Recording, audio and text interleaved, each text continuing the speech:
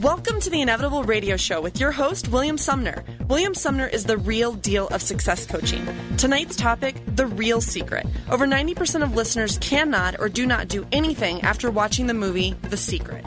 Bill has solved the law of attraction puzzle in a clear, concise, and powerful way.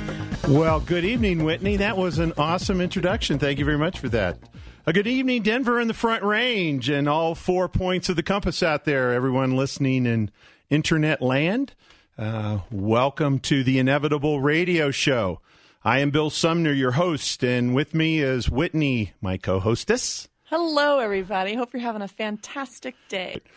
I mentioned last time I have all my clients watch this movie. It's one of the best movies out there for really beginning to portray in a clearer sense. You get a lot more clarity around why people get what they want, why people get what they don't want, as you begin to follow some of those principles. And one of the things that I like to do with it, the reason why clients watch it, is because understanding the principles in the movie and applying the neural patterns or the neural programs that attach to it. And I say programs a lot. I'll say, what's your program or your program is. Know that program, in the sense that I'm using it, is this. Your brain is your hardware. Your mind is your software. And your mind creates reality according to the software programming, according to the scripts that you've been taught. Think back to when you were a very small child. Everybody has heard this. It's true. About 80 to 90% of your personality, your belief systems, your programming was baked in about the time you were 4 or 5 years old. Then you spend the next 10 years to 15 years polishing the last 10 to 20% of that. But you're baked by the time you're 5. And depending on who your giants were, how they programmed you, did they program you that life was fun? Was life hard? Was life joyous? Was life difficult? Was it risky and dangerous? Did risk produce great rewards for you?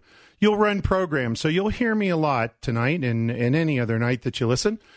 I will talk about what's your program. What program are you running? And that's the sense that I'm talking about it. As a quick summary, I said we were doing 9 enhancements to the movie The Secret. Very briefly, a sentence or two on each. The first step of The Secret was ask for what you want, not for what you don't want. And we went into the neural patterns that actually produce that. For those of you listening last week, remember, don't spill the milk. The neural patterns that get engaged in your brain when the boundaries and commands created by your original programming appear as, don't screw up this sales call, I don't want to mess up this relationship, I hate being overweight, I hate my body, I hate my financial condition. Those are all neural pattern setups for, in fact, creating more of that. The second step was to believe in what you ask for.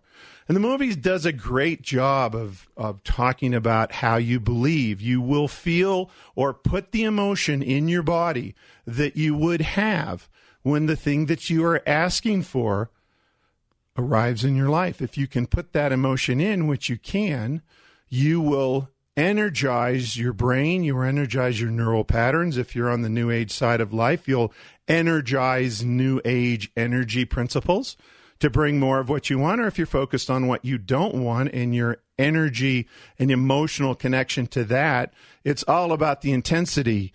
The world doesn't care if it's a positive or a negative intention or emotion. It just cares about the intensity. More intensity creates more neural patterns, creates more neural peptides in your body, which we talked about last time was more spilled milk feelings as opposed to not spilling the milk. The third step that we talked about was the movie talks about receive. I think differently. I believe, like Jack Canfield does in the movie, and if you ever watched the Oprah show when they shot this a little over a year and a half ago, Jack Canfield talks about take the inspired action you would take.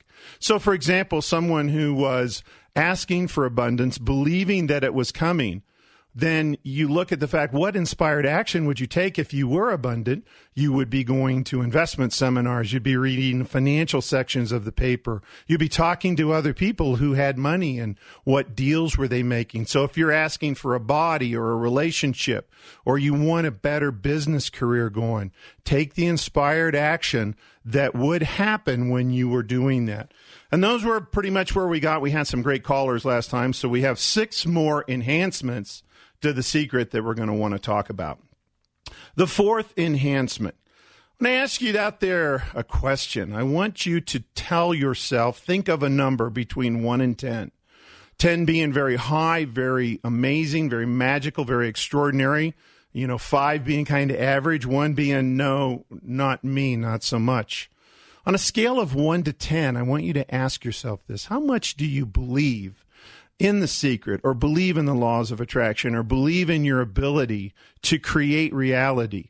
If you put down a 10, you will create extraordinary magic. You are just a giant roaming the earth, and everything, even if it's challenging, is turned into gold. You're one of those people that every opportunity turns out well.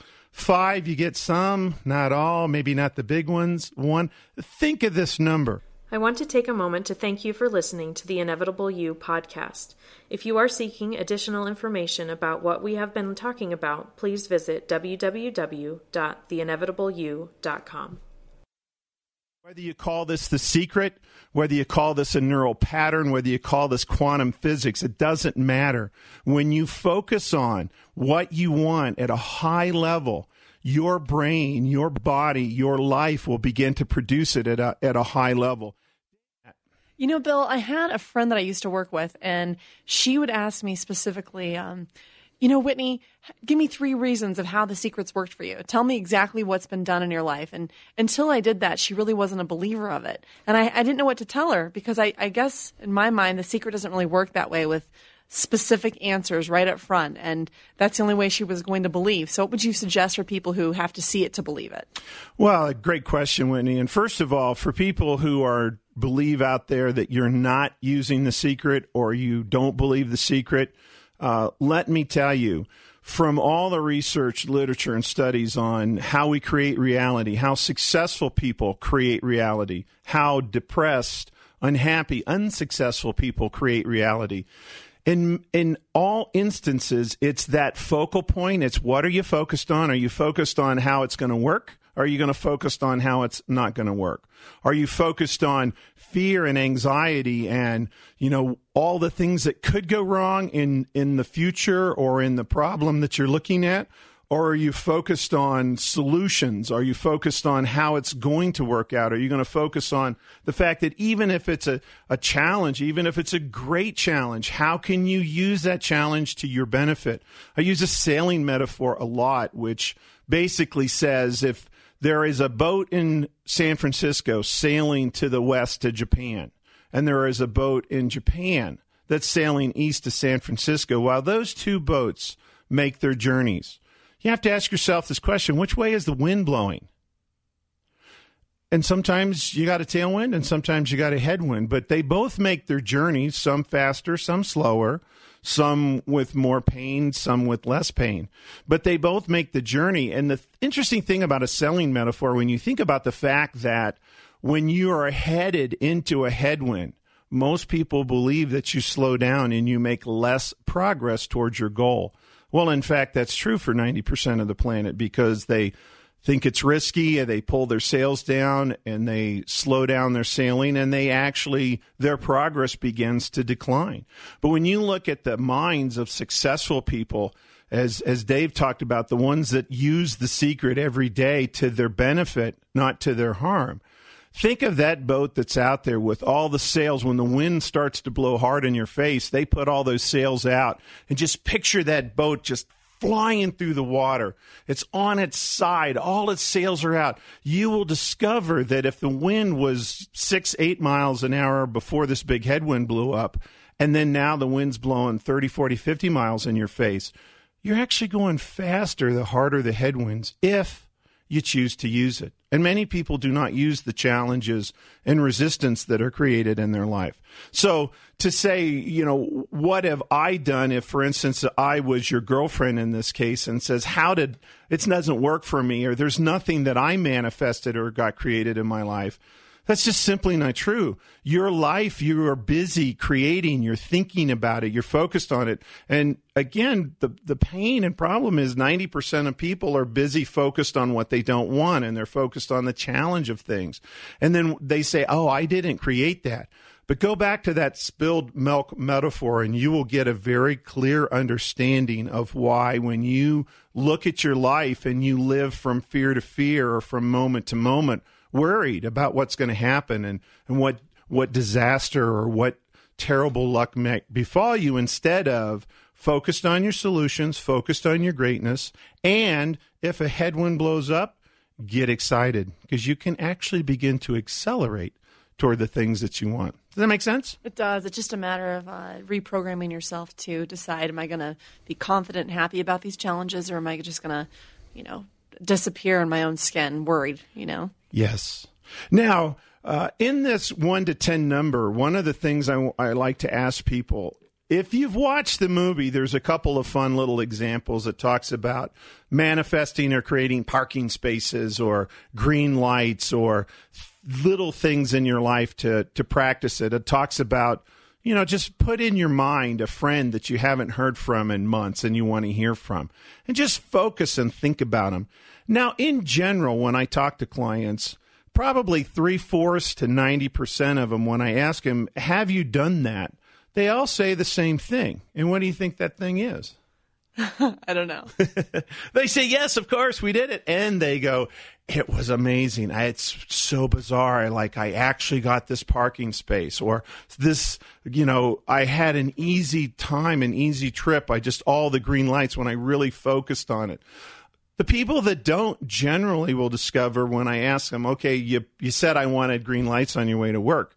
Did you put the emotion in your body that you would have when you discover this? Now, this is some pretty trippy stuff for most people. I know a lot of you listeners are out there going like, right, come on. I don't control traffic lights. I don't control parking spaces. But I'll tell you a little story, because I have a little daughter that came to me about 1.5 years ago, and she was, Dad, I'm totally discouraged.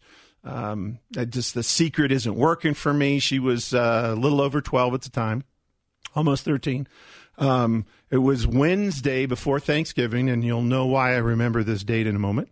And she's like, I'm just so discouraged.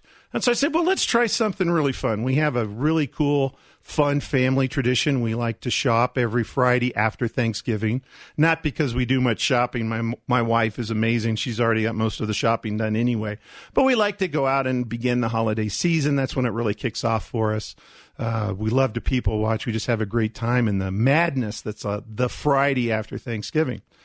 So my daughter and I spent about 15 minutes focused on picturing. I said, now we got to really test ourselves. This can't be a close parking spot in Mall Madness. We have to have the first parking spot by the door of every store that we're going to on Friday morning. I said, if we can do that, what do you think about that? She goes, oh, I'd have no choice. I'd almost have to believe. So we did a little exercise on Wednesday night. We really focused. We put a lot of joy in our body. We got really excited, like we would be when we realized that we got the first parking space, and everywhere we went.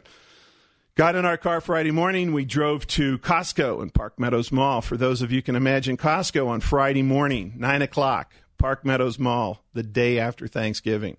It was a total madhouse. 3 cars in front of us. We were the 4th car. From the very first car by the door, I see the white taillights come on that car. It's backing out of its space. All 3 cars went by it. We pulled into the front parking space. We went over to Nordstrom's, first parking space. We went to Starbucks on the other side of the mall, first parking space. And by the time the third one, I hadn't said anything to her. She hadn't said anything to me. She just kind of looked at me and she said, okay, I get it. I get it. Now, some of you can say, oh, parking spaces, yeah, I don't know. Or some of you out there going like, oh, I really get parking spaces, or I really have had those moments when I haven't thought of a friend in a long time, and then all of a sudden they're on my mind for a couple of hours, and all of a sudden the email comes in or the phone call comes in from them, and I find that kind of interesting.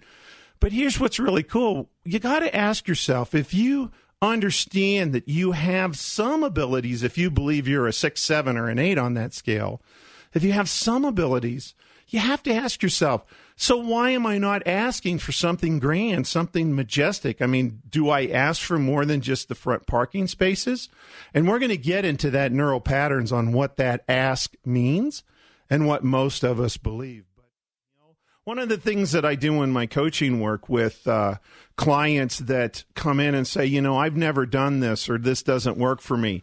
In general, virtually every one of you out there listening, you can remember a time that you were obsessed about having an outcome, that you just absolutely had to have something. It might have been, I wanted to be on this sports team. I wanted the part in this play. I wanted to go to this school. I wanted to date this girl or this boy.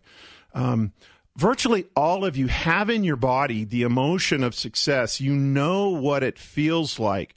And what happens is, over time, as you go to high school or college for some, and for others it disappears earlier, it disappears later, you start focusing on caution or risk, or, I don't think I can really make this happen for me. This isn't working for me. And the fact of the matter is, every one of you know these laws. Every one of you has created something generally good, and even the ones that are doing great. Some of your greatest lessons in life were the times you created something that was not so great. Thank you for listening to the Inevitable Podcast. William will be covering more of the 9 enhancements on the next episode. To learn more about this extraordinary coaching system, please visit our website at www.theinevitableyou.com, where you can begin transforming your life today.